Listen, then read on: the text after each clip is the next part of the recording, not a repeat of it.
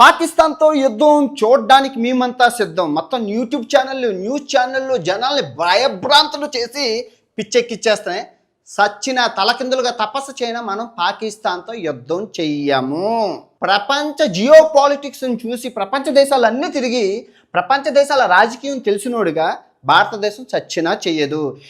America దగ్గర $27 trillion డబ్బు ఉంది.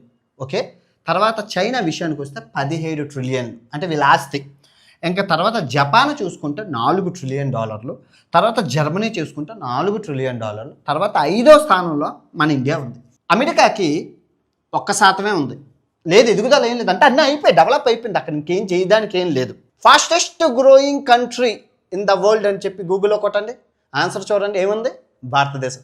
గర్వించదగ్గ విషయమేనా? ఎదుగుదలతే ఎవరైనా మనిషి ఎదిగితే ఆనందపడాలి. అలాంటి మన దేశం ఎదుగుతుందంటే మనం ఆనందపడాలా లేదా?